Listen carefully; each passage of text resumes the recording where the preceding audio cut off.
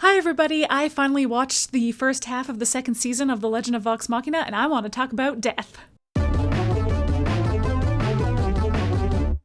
For anyone who for some reason clicked on this video who is not in the know, and if you did that, I have to assume it's because you just like me, so thank you. The Legend of Vox Machina is an animated show on Prime Video that is very much not for kids. Do not show this to your kids. It is so gory and dirty and full of curse words. The show is adapted from Critical Role, a Dungeons & Dragons game live streamed by a group of nerdy-ass voice actors. It is specifically the adaptation of the game's first campaign, which followed the varied adventures of crude mercenary group turned band of heroes called Vox Machina.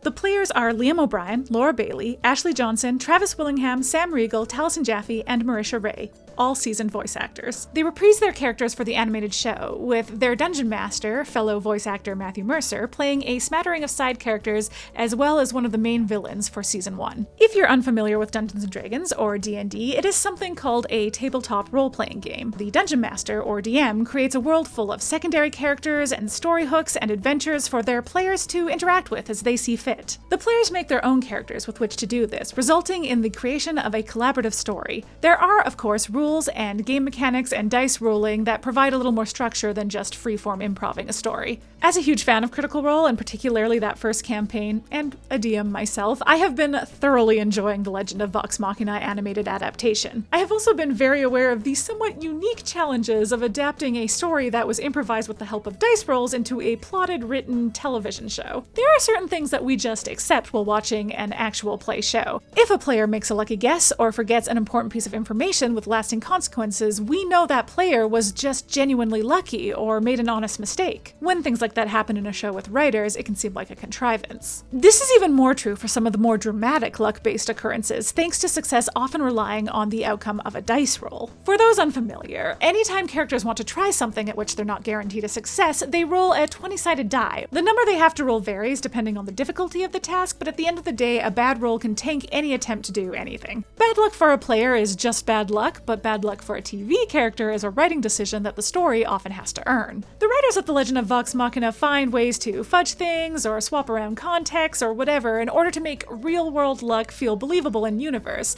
but one of the least forgiving luck-based things that the writers have to adapt here is death. In the rules as written, death in Dungeons & Dragons is pretty simple. If your character gets hurt enough, they die. At that point, you roll a new character unless something happens to bring your character back to life. The worlds of D&D are magical, and so there are spells that can raise the dead. These are hard to do if you're a low-level character, but it doesn't take long for you to reach a high enough level that death becomes but a hiccup in your journey. Matthew Mercer, Critical Role's Dungeon Master, invented some additional rules to help raise those stakes back up for higher-level characters. If a character dies, you can cast a resurrection spell on them, sure, but that spell isn't guaranteed to work. One person is required to cast the resurrection ritual, while up to 3 others can assist. Once the ritual is complete, the character's survival ultimately comes down to one final roll of a d20.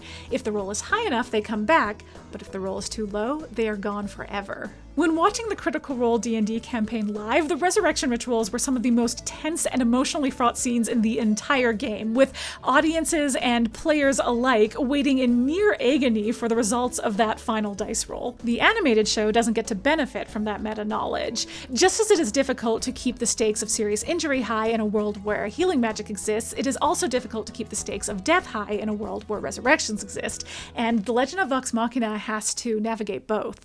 Okay, we're going to get into spoilers for Season 1 of The Legend of Vox Machina, as well as the first 6 episodes of Season 2. There will also be some vague spoilers for potential future episodes of The Legend of Vox Machina, as I reference the campaign on which it's based, but those will remain vague for now. So, none of the main characters died in Season 1 of The Legend of Vox Machina. This was true of the original live show as well. None of the player characters were killed during the Briarwood arc, so I have been wondering how the animated show will handle death since I finished Season 1. As of the 3rd and 4th episode of Season 2, we are getting a pretty good idea. My theory coming out of Season 1 was that the animated show would treat most of the deaths that ended in successful resurrection rituals as near-death experiences rather than actual deaths. It seemed like they could have been setting that up with the near-death experiences that did happen in the Briarwood arc, particularly Keyleth's severe injury at the hands of Delilah Briarwood. That actually happened to Vex'ahlia in the original live show, and the tension there is almost as high, if not as drawn out, as actual deaths are later on in the game. The animated series matches that tension in Keyleth's version of the scene, which made me feel pretty pretty confident that the series could turn Critical Role's deaths into near deaths without losing too much tension. There was one player character death, however, that I and many others were fairly confident would be an actual death on the show, and that's the one we saw at the end of Season 2, Episode 3, The Sunken Tomb.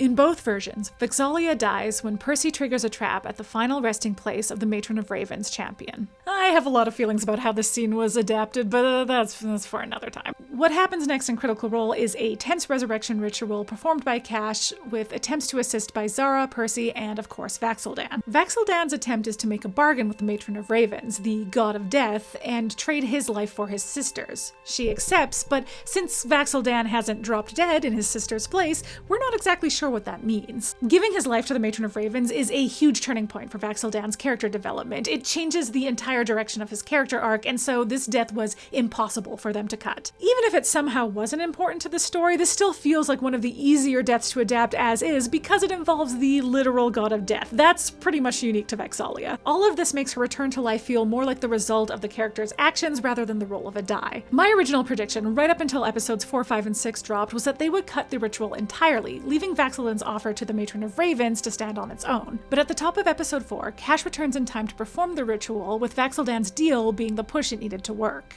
It is worth noting that Cash resurrects Vex'ahlia in Critical Role originally because Pike is not there. In the animated series, it's because it's an extremely difficult feat of which Pike might not be capable. In fact, the animated resurrection only works because of Vax'ildan's deal, so even Cash might not have been capable of it on his own. It has been apparent since Season 1 that Vox Machina in the animated series are at a lower level than their D&D counterparts were at the same point in the story. That is to say, they are less powerful with less abilities. I think this was a good choice for a few reasons, but one is that changing Pike's absence into a lack of ability keeps resurrections feeling rare. This also opens up a new arc for Pike, a way to measure her power growth. She's participated in a resurrection ritual now, and it seems likely she'll pull one off on her own at some point in the animated series future. If you've only been watching the animated series, you might want to tap out here. I'm going to discuss big stuff from later in the original campaign that has not happened in the Legend of Vox Machina yet. Despite all that, playing this death straight doesn't mean they all will be. Like I said earlier, a lot of the deaths can be treated as serious injuries without much changing. A lot is not all though, and Vex'ahlia's death is not the only one with some lasting consequences for the characters. When Grog dies because of Cravenedge, his bloodthirsty sentient sword, it is the culmination of that arc and the catalyst for finally getting rid of that powerful weapon. When Ripley kills Percy, it's not only her escape from Whitestone coming back to bite Vox Machina in the ass spectacularly, it also opens the door for Vex'ahlia to admit her feelings for him during his resurrection ritual and closes the door on the Orthax storyline. And Scanlan's death is the straw that broke that camel's back when it comes to his decision to leave Vox Machina. Finally, when the Whispered One kills Vax'ildan, it's what turns him into the Matron of Ravens' Revenant. That's not all the times Vox Machina has died, but they are, off the top of my head, the most story important. Vax'ildan's death is the easiest there, given that it's the only one that actually sticks. It takes a while to stick, but stick it does. I think they'll have no problem translating that to the animated series, and yes, it will destroy me. Thank you so much for asking. Some of the others could still be turned into non-deaths. For example, Cravenedge killing Grog and eating his soul could be turned into Cravenedge just eating Grog's soul, leaving him catatonic or comatose or something like that.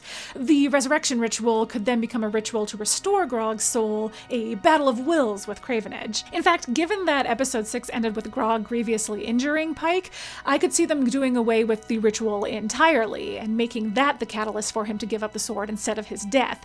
The battle of wills would then be between just Cravenedge and Grog as he tries to break the sword's hold on him. I'll leave that one there. We're gonna know for sure soon anyway. That one is just around the corner, so. Similarly, Orthax's claim on Percy's soul complicates the resurrection ritual in the original show, but that claim could instead be the entire stakes in a ritual where Percy isn't actually dead. Okay, I know that technically Ripley actually murdering Percy is what gives Orthax the claim on his soul, but it is heavily implied that because of Percy's previous possession, Orthax still has some sort of hold on him. This might even be one where they could get away with actually killing and resurrecting Percy. It might not feel cheap if a happy side effect of Orthax holding on to Percy's soul is that they have a better chance of returning it to his body once they've retrieved it. On a personal note, even though there are workarounds, this is one that I would love to see played straight. The way Vox Machina fight Ripley and Orthax after Percy dies is so fueled by their grief that it might be tricky to translate if he's not actually dead. Deaths after this one are tense, deaths, sure, but there's always a sense of hope at the table because the players are better aware of their options for bringing the dead character back. That hope is entirely absent in Percy's murder, and it absolutely informs everything that follows. Plus, this could potentially be the first successful solo resurrection that Pike performs,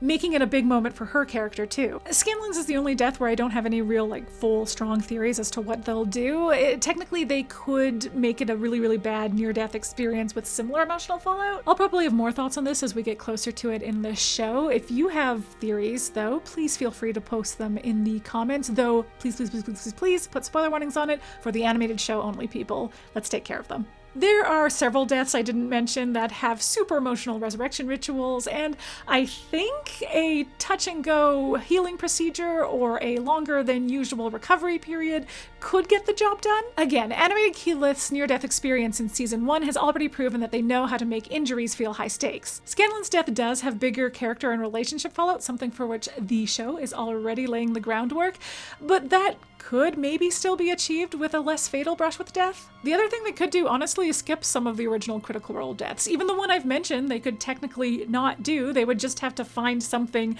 of equal import to move the story forward. Also, on the opposite side of that, they might play all of these deaths and resurrections straight, like keeping the deaths high stakes might not be high on their priority list, and honestly, that's fine. We don't have to be stressed all the time. Nothing I'm saying here is stuff that I think should happen in the animated series. They have a team of very smart writers who are working all that out. I'm just fascinated by the potential adaptational challenges of this series. Sorry, my only other friends who watch these shows are behind, so I had to vomit my feelings at someone. Thank you so much for watching. I hope you have a lovely day. May you always roll with advantage, and is it Thursday yet? They can't do Keyleth's fish death though, right? They can't do her goldfish death? That's too silly. If they're trying to keep resurrections rare, they can't use one of them on the fish death. That's I mean, maybe it could be a serious injury, but what's funny about it is that she dies. She fully dies. It's iconic. They have to do it. They have to do it one way or the other. They can't do it. It's too silly, but they have to. It's the most D&D thing that's ever happened in anything ever, Mercer Ray rules.